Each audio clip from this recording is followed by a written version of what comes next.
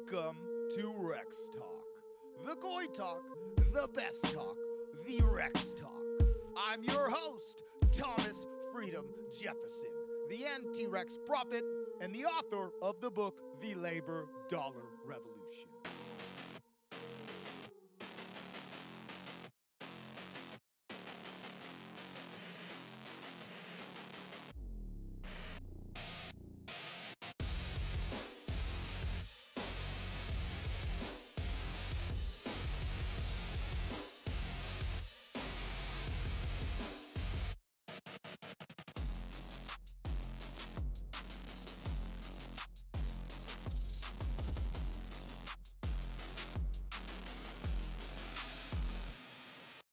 Today, we have a special episode, the Labor Dollar Revolution. What is the Labor Dollar Revolution? The labor-backed currency system puts the producing class on equal footing with the financier class. You see, this labor-backed system opposes the system of perpetual debt they call capitalism. The labor-backed system is propelled towards peace and prosperity by tying the currency to what we produce.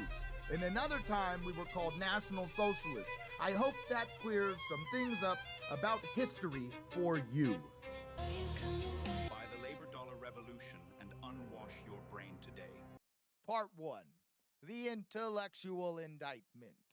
The Labor Dollar Revolution is more than just a book. It is a forensic indictment, a strategic blueprint designed to serve as the backbone for an intellectual awakening within the producing class.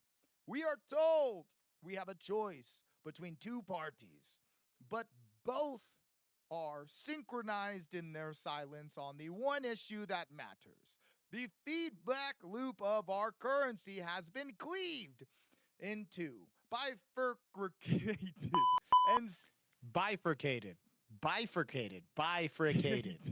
and severed.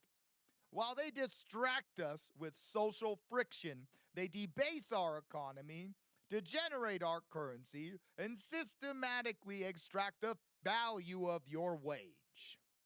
Part 2. The measurement of power. The producer's equation. Current economic education ignores the individual power of the producer. In my book, I lay out an algebraic equation to determine a single man's average power, a metric that serves as the true heartbeat of the national health. Today, that metric is flattening.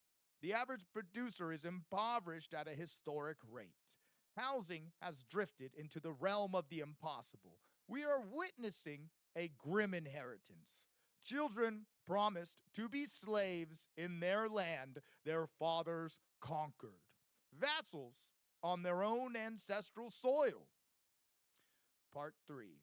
The petrodollar versus the physical product. Our economy has no connection to the wealth created by the hands of the people. It is tethered to the petrodollar, the global price of oil, and manipulated by the high-frequency velocity of money exchanging on Wall Street. This is a violation of the physical nature of wealth. To understand why this is a sacrilegious betrayal to our nation and to our national design, we have to look at John Locke. Where there is no consent, there is no authority. Man, I should write this down. Born in 1632, died in 1704. Locke was not just some dusty philosopher. He was the intellectual architect of the American mind. When Jefferson wrote the Declaration of Independence, he was essentially translating Locke's second treatise of government. Governments don't grant rights, they answer to them. Then they better start acting like it. For a new world, the Locke definition, wealth as human energy. Locke lived during a time of immense transition in England. He defined wealth with a simple, undeniable logic.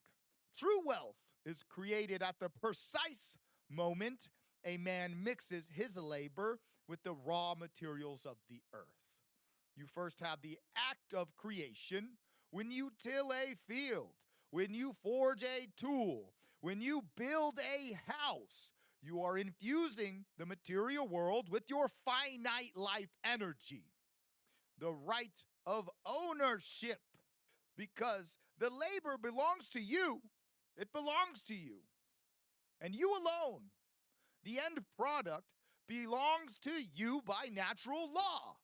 Our fathers, our founding fathers, used this as a foundational principle because it meant that your rights, especially and most importantly, your property rights, did not come from a king or a government. They were endowed to you by your creator and earned by the contribution of your labor that produces the wealth of our great nation.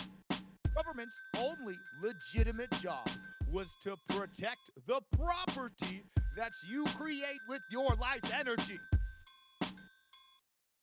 The British debt trap, a historic mirror. But the founders weren't just fighting for abstract ideas. They were living through a nightmare that looks exactly like ours. They were being systematically subjugated and asphyxiated by the Bank of England, a private debt cartel established in 1694. The British model was the original sin of modern finance. It worked like this. First, money as debt. The bank printed paper debt notes and lent them to the British government at interest. Second, the perpetual war. To pay that interest, the government needed more revenue, which incentivized them to wage endless wars to expand their tax base. 3, the extraction path. They used inflation to devalue the currency and impoverish and strip the producing class of their tangible wealth. The American Revolution, therefore, was at its heart a war for the monetary sovereignty. It was a revolt against being forced to use currency that acted like a lien on future labor. Does that sound familiar? It is exactly what we are living through today. I just want you to stop and think about that. A private banking cartel creates money out of thin air. Check. A government that borrows money and pays for it with your labor. Check. An economy that requires us to be at war in oil-rich countries just to keep from collapsing. Check. They have taken the very system of debt servitude our fathers died to escape and rebranded it as modern economics. We are once again being farmed by a global parasite that treats your labor not as wealth, but as collateral for their gambling debts. Does that sound like a free republic to you? Or does that sound like a high-tech version of the very slavery we supposedly abolished? Part 4, the redefinition of fascism and the Feder principles. Now, we have to talk about a word they have weaponized to keep you from understanding your own power. Fascism. How terrible. How terrible. People, they sneer when they say it, and they are brainwashed. The term has been systematically manipulated and redefined since its inception. Semantically sanitized and obfuscated. In its original economic context, it had nothing to do with the racial qualities the media uses to scare you today. It was quite literally a system of government that sprung up to act as a backbone for a nation that wished to empower the producing class by labor backing their currency. Wow, what do you mean? Well, let's talk about it. The principles of Gottfried Feder. When labor creates the value, money should answer to it, not feed on it. Now you're speaking my language. Breaking interest slavery. To understand this, we must look at the work of Gottfried Feder, born in 1883, died in 1941. May God rest his soul.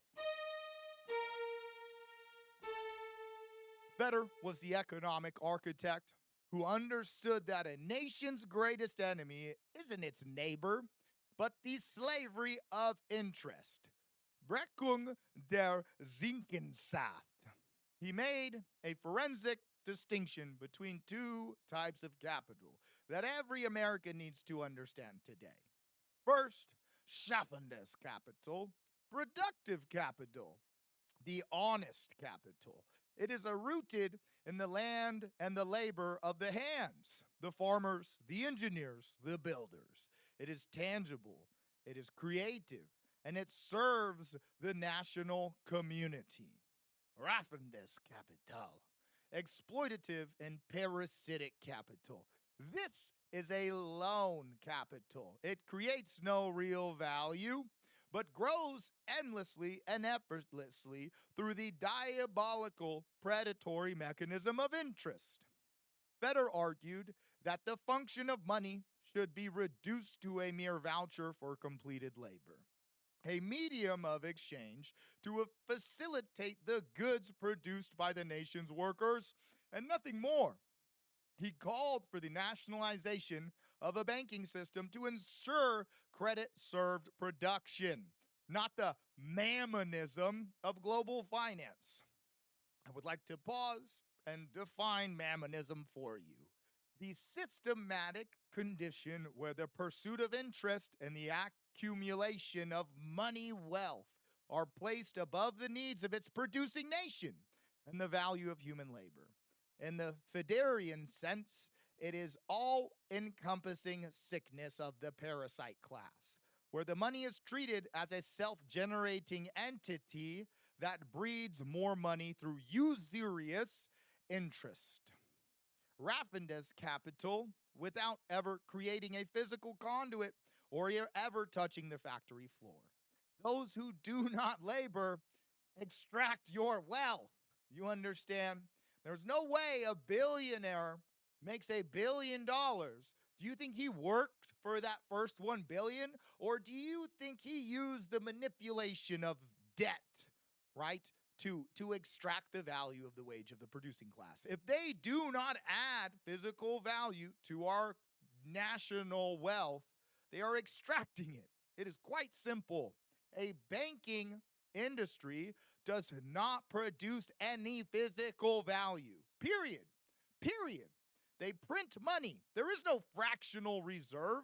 It's been proven by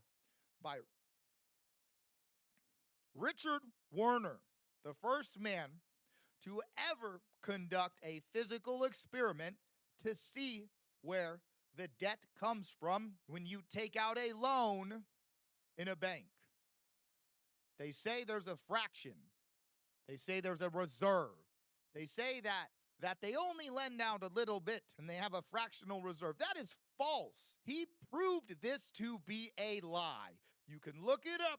He wrote the book, The Princes of the Yen, about the Japanese Great Depression, in which he conducted this experiment in the 90s, I might add. He went to a bank and he took out a loan and they tracked what happened. The bank only input new money, new numbers into the system. There was no fraction. There was no reserve. It is a theory that they've told us to make us believe there's some kind of magic happening behind the scenes. But it is a bold-faced lie, so they may inflate our currency and extract our wage. Let's get back to the show, to the script I'm at, to our discussion. The corporate sabotage, why they hate fascism. When you tie a currency to labor, your economy becomes a target for economic sabotage. Financial terrorism. If globalists boycott your nation or facilitate a run on your currency, your value would see a steep decline. Therefore, in a labor-backed system, currency, the government is forced, constitutionally obligated, to protect it and its national industry.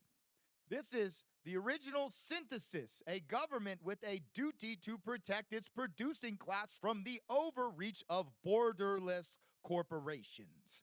Look at America today. We have mega corporations who act as a type of communist oligarchy. They facilitate massive legal changes through lobbying and the funding of corruption. Whatever laws they need passed are passed. In our current capitalist, socialist hybrid, the man with the most capital has the most sway. Let's talk about the black budget mechanism, from currency to Epstein. But how do they maintain this level of corruption without being checked? This is where the global debt-based banking cartel reveals its most insidious face. Because this system allows for the unlimited printing of money, it provides the parasite class with a bottomless war chest that never touches the hands of the producer. This unaccountable capital, dark liquidity one might call it, is funneled into the black budget operations. This unaccountable capital programs that require zero taxpayer oversight and exist entirely outside the reach of the Constitution. Every dollar that doesn't see the producer's hand is a net positive for this corrupt system because it is used to finance the shadow government that keeps us in chains. We see the operational reality of this in the Epstein files. The debt cartel doesn't just purchase politicians through lobbying, they secure them through compromise. They use wealth extracted from your labor to fund the absolute darkest corners of human depravity, including child abuse and sex trafficking, to build a network of blackmail. This is how they ensure that no matter who you vote for, the system remains untouchable. By controlling the money printer, they control the interest rates. By controlling the interest rates, they control the debt. And by controlling the debt, they control the very souls of the people we've elected to represent. Excuse me, let me get a drink of water. Thank you guys for tuning in. Back to the show. This is why they hate the word fascism. They despise regulations. They don't write themselves. They wish to subjugate us in an unregulated global market for as long as they can, using a debt system that doubles as a funding mechanism for global crimes against humanity. You've been lied to. You were led to believe that fascism was an evil concept, when it is quite literally only evil to the corporations and the blackmail cartels who rule you. The people telling you it's an evil ideology are the ones currently running a far more predatory and insidious one.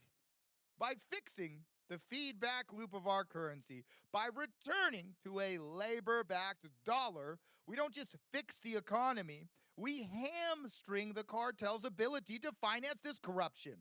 We cut off the oxygen to the Epstein-style networks, and we force the parasite to stand on equal footing with the producer. Only then can we begin to heal this nation. And we're not asking for more. We are literally asking, no, demanding equality. True equality that's promised to us in our fucking Constitution. Sorry for cursing. I want to read a chart, right? So, the propagandized narrative, right? The lie. We'll go back to this later. I'll have to pop this up on the chart. We're just going to keep going. So, let's talk about algebra. Let's talk about some algebra. This I might need to, you have to purchase my book if you want to see these algebra equations. I'll do some edits. Maybe I'll flash them on the screen. But look up the equation of exchange, my friends. The equation of exchange is what they teach in the collegiate schools for economy that's required for them to work in the banks, right? I told you there was an algebraic equation to determine a singular man's power. The university economists won't teach you this. because it exposes their heist. They teach you a half-truth called the quantity theory of money. Excuse me, that is what it's called. It's also known as the equation of exchange. M times V equals P times Q, which is conveniently leaving out the producer's individual sovereignty. It's not even in the math. But we are going to look at the producer's ledger, the equation of reality. Your power is measured by your purchasing power of labor, right? And the purchasing power of labor equals your wage nominal times Q, the quantity of money, divided by the amount of dollars in supply, M, times the velocity these dollars change hands. This is seen as a V. And let me break this down so you can understand that. So the wage nominal, this is the number on your paycheck. The syndicate fights to keep this stagnant while the cost of existence climbs. Q, the wealth you create. This is the physical output, the houses you build, the food you grow, the tangible goods you manufacture. This is in the numerator in a just system. Increasing your production should make you exponentially richer. It does not in the current system, I might add. M, the money supply. This is the denominator for every time the Federal Reserve prints $1 trillion debt notes out of thin air. This number gets bigger, much bigger, because it is in the denominator. It mathematically cleaves the value of your wage. V, the velocity of gambling. This is the speed of the speculatives and the high-frequency churn of Wall Street. As their casino spins faster and faster, this number also grows, further dividing and destroying the actual value of your money in your pocket. People do not realize how Wall Street trade on speculation adds to the inflation of our nation. It is not called inflation. It is called velocity. And this is a multiplied against the inflation. It is velocity times the amount of money. And this must equal Q, the amount of wealth, times price. So Q, the amount of wealth, cannot increase. So the only number in this equation that can increase is the price. There you have it. That is how they are fucking us by their math. God, I love math. Let's have a big round of applause for math. We love it. We love it. We use it every day. We use it to build the world. Quite literally. The forensic verdict, the cleaved economy. They have unplugged your labor from the value of currency. In a sane world, if you produce more, Q, quantity, you should be able to purchase more. But being manipulated by M, the printing or the inflation, you could call it, and a V, the gambling, the velocity, they ensure that you work hard. The harder you work, you get poorer. Even as you work harder, you get poorer. Excuse me, let me say that correctly. This is what I mean when I say the economy has been cleaved, bifurcated. I can't say that word. Bifurcated. There we go. Bifurcated, severed in two. This is the producer's economy of tangible creation and the financier's economy of abstract speculation. They've unplugged the variable of labor that creates the wealth, and they've plugged in the petrodollar, which has nothing to do with the fucking wealth. Like, one could say that, well, Petro's energy. Yeah, bro, like, we literally connected our money to an energy source that quite literally gets lit on fire. They have oil wells burning. Man, it is fully manipulatable. It is insane. And additionally, side note, by tying our currency to the petro, we guarantee that we must continue to use it. If there was ever an energy advance in any field, nuclear, fucking water-powered cars, I'm just throwing some ideas out there that could have some scientific potential, that do have scientific potential. It is guaranteeing that they're incentivized to crush it. It makes no sense. It is maddening sometimes. Let's get back. All right. So this is what I mean when I say our economy has been cleaved into. You quite literally have an unplugged and plugged in to the wrong variable. We must unplug it from the petrodollar and plug it back into the correct variable of the wealth creation, right? A check and a balance on inflation and speculative velocity. 5, the labor dollar fix, restoring the feedback loop. The labor dollar revolution fixes this by mathematically shackling the currency to the total tangible production of the nation, the TTP, right?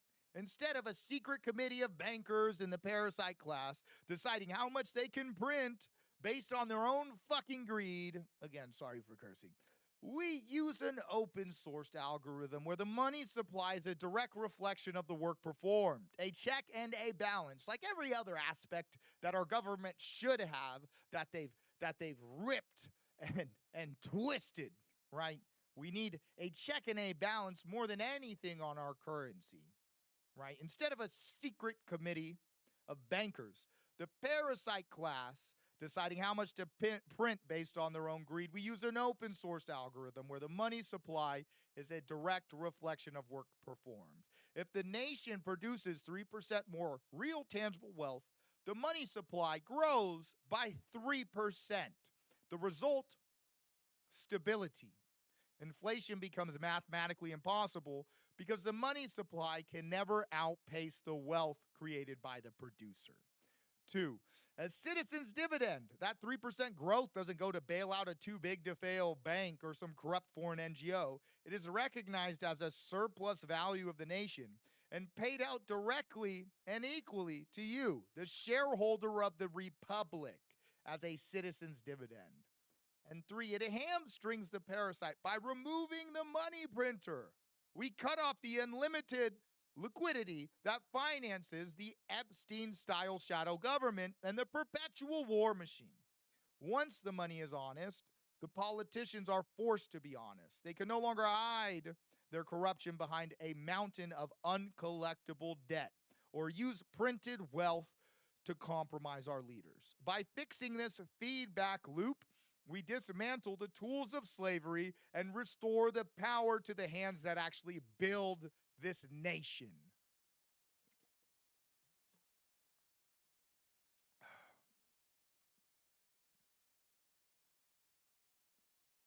Let's go to 6. The tripartite reality. The 3 systems of the modern world. I want everybody I'm going to need you guys to really think about this if you're listening. If you're listening to me, God bless you. God bless you.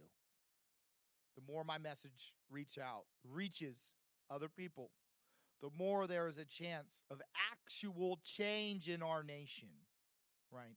I'm going to present you with a simplified forensic reality of politics because the Democrat versus Republican divide you see on the news is a scripted fucking lie. It is a pantomime designed to keep you from looking at the plumbing system. In the modern world, there are only 3 main systems of government, and none of them are what you were taught in school. The first system is the communist, socialist system, or Marxism. In this system, the state owns everything. You are stripped of your individuality and reduced to a biological asset managed by a central committee. Not elected, I might add. There is no private property because the ruling class has consolidated it all under the guise of the people. 2, the capitalist socialist system, the American model. This is the trap we are caught in today. It is a predatory hybrid. We have socialism for the parasite, where billions in bailouts, subsidies, and endless money printing are funneled to the banks and the communist oligarchs. And we have raw capitalism for the producer. While the banks get rescued, you get debt, taxes, and the silent theft of inflation. Interestingly enough, Both of these systems, Marxism and the American model, share the same exact ideology and the same exact outcome: the systematic impoverishment of the working class and the extraction of all personal property to be centralized and consolidated into the hands of the ruling elite. I call this the ledger. It is the final enclosure of the global commons, where your labor is just a line item that they can delete. The third system, the National Socialist system, the Federian model. The third system is fundamentally different. This model was proposed by Gottfried Feder, my hero, my predecessor. It isn't built on the mammonism, the worship of interest, found in the other two. Instead, it incorporates a mathematical check and balance against inflation by grounding the currency to the labor that creates the wealth. This system's primary directive is to empower the producing class and put them on equal footing with the parasite class. It recognizes that the government's only legitimate economic function is to act as a shield to protect the producer from corporate overreach and international financial sabotage. The producers of this nation build this nation, and they deserve protection from those who wish to extort them. The breaking of interest slavery and nationalizing the bank was also part of his economic principles. The core of this revolution is the nationalizing of the banking system. Right now, America operates under a private cartel, the Federal Reserve, that rents our own currency back to us at interest. This is the slavery of interest Feder warned us about. A sovereign nation has no business paying a private entity for the privilege of using its own medium of exchange. By nationalizing the bank, the government acts as the guardian of the producer. It issues the labor dollar directly. This money isn't lent into existence by a banker's pen. It is earned into existence by the producer's fucking hand. I keep saying the F word. I'm on a sick one today. I'm excited. It's a cool podcast, man. Thank you for listening, right? This move alone destroys the parasite class's ability to extract wealth through usury. It turns the bank from a predatory master into a public utility that serves the people who actually build things, protecting national industry, the engine of high-skilled labor. But why does this matter to your wallet? It matters because when you back the currency with labor, the government is incentivized to make your labor as valuable as possible. Additionally, they're also incentivized to keep labor in the nation, which means more high-paying, high-skilled labor jobs. In the American capital socialist model, corporations are incentivized to outsource your job to the lowest bidder overseas to increase shareholder value, or what Feder called Raffendes capital, exploitative capital. They want cheap labor and planned obsolescence because it fuels the debt cycle. In the Federian model, the government protects national industry because that national industry is the anchor of the money. If the industry fails, the money fails. Therefore, you protect the factory on your soil. You create a demand for high-paying, skilled labor. You aren't just creating service jobs or gig work. You are creating craftsmen. This is why the German industrial machine of the 1930s and 1940s was so terrifying and efficient and reached levels of production the world has never seen. Because focusing on autarky, national self-sufficiency, and technical excellence, they didn't just build products. They built a workforce of high-skilled producers. They built a workforce of the highest skilled producers in human history. They weren't dependent on a global supply chain or international credit cartels. They were powered by the physical output of their own people. When the government's duty is to protect the industry that backs its currency, it demands quality. It puts the producer and the state on the same side of the table to defend the nation against international liquidators who want to sell our future for a percentage of interest.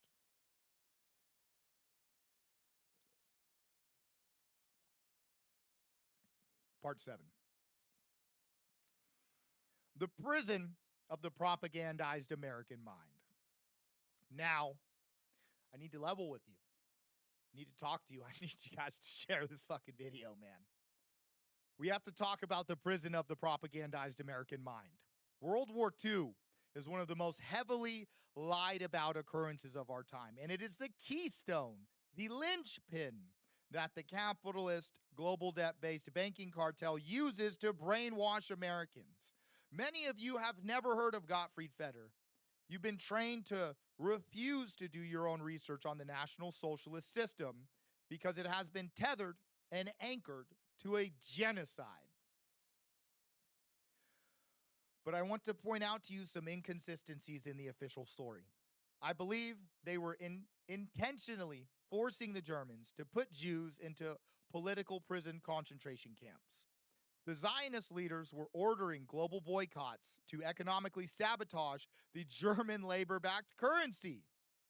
Their ultimate goal was to take the only solution to their runaway inflationary system we are living under, a system created in 1913, I might add, far before, right before World War I and long before World War II, and connect this solution to a redefined genocide.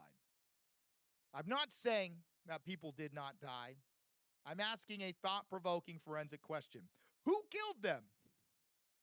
All of the evidence given to us about the extermination camps were handed to us by communist Russians. These were the same people who had just finished facilitating the Holodomor, a verified genocide of millions of Ukrainians. They were known genocidal maniacs and Jewish revolutionaries. These are facts. As they moved through these camps, they blew them up on the way. Anyone who would destroy evidence while perpetrating a similar genocide must be questioned. Logic would dictate that they're lying, right? Any logical man, any judge in a court of law would say you're full of shit. If there was a murder in your house and you blew it up and you were like, man, I know this other guy did it, but I had to blow that house up. I just had to do it. You're going to prison, bro. You're going to fucking prison. Any judge would say that. And you're telling me that these guys get a pass. Get the fuck out of here. It at least requires thorough questioning. We at least need to be able to talk about this. This is a logical fallacy. That's what this is. It is a contradiction in facts. Simultaneously, while Russia was staging these concentration camps, Eisenhower was purposely stealing Patton's gas. Why? To stall Patton and his advance and give the Russians more time to stage the crime scene. The only way they could vilify Germany, a nation that made no less than 28 formal proposals of peace to the Allies, was to bury the truth under fire and blood. You are told they wanted world domination, but the forensic record shows a very different story. From May 1933, Hitler's peace speech, to be repeated from the May 1933 peace speech to the repeated offers to Britain in 1940 and 1941, Hitler's Germany was economically incentivized to be at peace. I want to talk about that for a minute. The economic incentives of these two systems, peace versus war. Why? Explain. Let's explain. Because in a labor-backed system, the value of money is tied to the physical output of the producer. War is the ultimate enemy of the labor-backed currency. War destroys the factories, it burns the fields, and it kills the very laborers who would give the currency strength. In a system where labor equals wealth, war is not a net positive. It is a net negative that debases the currency. But look at the British and the American economies at the time. They worked exactly how our economy works today. The Federal Reserve was already enacted in 1913. The Bank of England was already a private, debt cartel. Every incentive of their economy was propelled towards war where debt is the highest. In a debt-based system, war is the ultimate product. It is the most efficient mechanism for creating a massive national debt, which the bankers then sell back to the public at interest. They are incentivized to wage endless wars because that is where debt is the highest and the profits for the parasite class are maximized. They turn bodies into dollar signs. This is the capitalist way. The Germans had an economy of peace, struggling to survive against a global economy of endless war and endless debt. That is a fact. That is a fucking fact. I keep saying the F word. Man, I apologize. You know, I curse a lot. Sometimes I'm a bad Christian. I try to be a better one. You know, I'm a Christian National Socialist. I love Christ.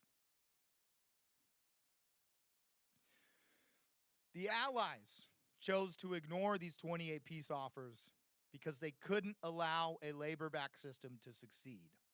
Over 240,000 German civilians were killed in the bombing raids that had no strategic military value. And I want to quote Winston Churchill directly. This is a quote verbatim. "I wish I had started bombing civilians sooner." He said this after seeing the pain it caused the German leader when the Allies began incinerating towns purely to break the spirit of the producing class. There was a concerted effort between the communists, the British, and the American government to vilify the German economic system. This is why none of these facts appear in your documentaries. You cannot talk about World War II without talking about the economic principles that incited the labor dollar revolution of the German Republic. The only way our current capitalist system can function is if you believe it is the only option.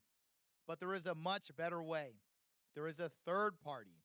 I'm going to continue preaching these ideas in the hopes that the producing class of America reaches a critical mass of awakening, understanding how we've been lied to, and more importantly, what we have been lied to about. Their goal is to create a Holocaust narrative to dissuade you from ever looking at the economic principles of Gottfried Feder. They want you to believe that the free market is synonymous with capitalism. But a national socialist labor-backed economy incorporates the best feature of the free market. Supply and demand would still dictate the value of your labor. But that value would be protected, shielded. It would never be debased and stolen over time. I implore everyone to support my work, purchase my book, The Labor Dollar Revolution. If you want to join me or help promote this message, you can reach out to me on TikTok, Instagram, or email me at thelabordollarrevolution@gmail.com.